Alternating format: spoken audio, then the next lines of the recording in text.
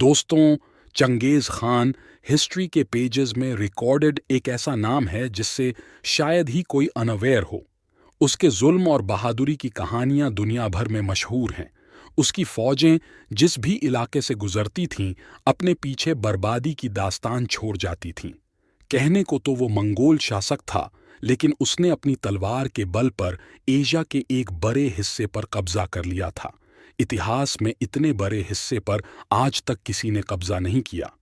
दुनिया भर में जितने भी बड़े महाराजा, सुल्तान या बादशाह रहे, उनके मरने के बाद भी मकबरों की शक्ल में उनके निशान बाकी रहे। ये मकबरे शायद इसलिए बनाए गए क्योंकि वो चाहते थे कि लोग उन्हें हमेशा याद रखें। लेकिन हैरत की बात है कि चंगेज़ खान ने अपने लिए एक अजीब वसीयत की थी। वो नहीं चाहता था कि उसके मरने के बाद उसका कोई निशान बाकी रहे।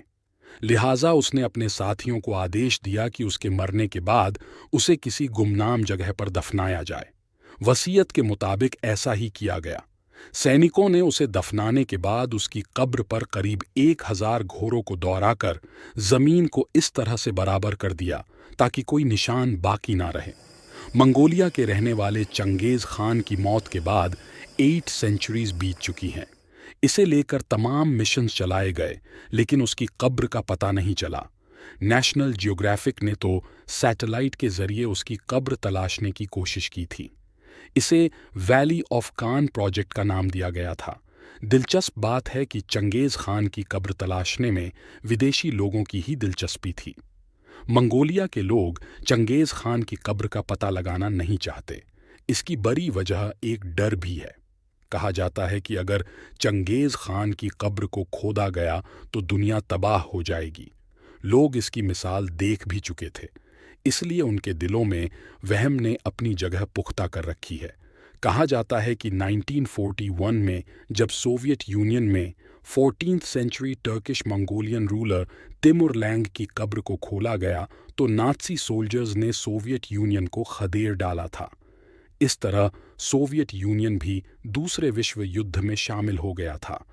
इसीलिए वो नहीं चाहते थे कि चंगेज़ खान की कब्र को भी खोला जाए। कुछ जानकार इसे चंगेज़ खान के लिए मंगोलियाई लोगों का एहतराम मानते हैं। उनके मुताबिक चूंकि चंगेज़ खान खुद नहीं चाहता था कि उसे कोई याद रखे, लिहाजा लोग आज भी उसकी ख्वाहिश का सम्मान कर रहे हैं।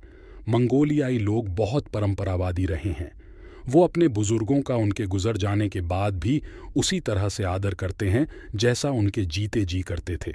आज भी जो लोग खुद को चंगेज़ खान का वंशज मानते हैं, वो अपने घरों में चंगेज़ खान की तस्वीर रखते हैं। जो लोग चंगेज़ खान की कब्र तलाशने के ख्वाहिशमंद थे, उनके लिए ये काम आसान नहीं था। चंगेज़ खान की तस्वीर या तो पुराने सिक्कों पर पाई जाती है या फिर वोडका बॉटल्स पर। बाकी और कोई ऐसा निशान नहीं है जिससे उन्हें मदद मिली हो। एरिया के हिसाब से मंगोलिया इतना बड़ा है कि उसमें ब्रिटेन जैसे 7 देश आ जाएं। अब इतने बड़े देश में एक नामालूम कब्र तलाशना समंदर में से एक खास मछली तलाशने जैसा है। ऊपर से मंगोलिया एक बैकवर्ड कंट्री है। कई इलाकों में पक्की सड़कें तक नहीं है। आबादी भी कम ही है। 90 के दशक में जापान और मंगोलिया ने मिलकर चंगेज़ खान की कब्र तलाशने के लिए एक जॉइंट प्रोजेक्ट पर काम करना शुरू किया, जिसका नाम था गुरवान गोल।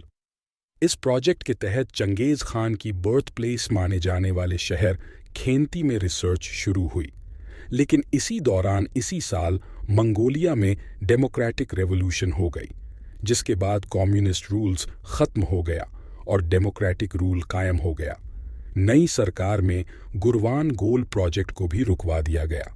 माना जाता है कि झिंगनू राजा मंगोलों के ही पूर्वज थे। खुद चंगेज़ खान ने भी इस बात का जिक्र किया था। लिहाजा इन राजाओं की कब्रगाहों से ही अंदाज़ा लगने की कोशिश की जा रही है कि चंगेज़ खान का मकबरा भी उनके मकबरों जैसा ही होगा। मंगोलिया के लोग चंगेज़ खान का नाम बड़ी इज्जत और फ़ख्र से लेते हैं। इनके मुताबिक अगर चंगेज़ खान खुद चाहता कि उसके मरने के बाद भी लोग उसे याद करें तो वो कोई वसीयत नहीं करता। अगर वो चाहता तो कोई ना कोई अपनी निशानी ज़रूर छोड़ता। यही वजह है कि मंगोलियन लोग नहीं चाहते कि अब उसकी कब्र की तलाश की जाए। जो वक्त की धुंध में कहीं गुम हो चुका है उसे फिर ना कुरेदा जाए। तो आज हमने greatest Mongolian fighter Changez Khan के बारे में जाना। अगर आपको वीडियो पसंद आया तो हमारे चैनल थ्योरी ब्रेकर को like, comment, share and subscribe करें।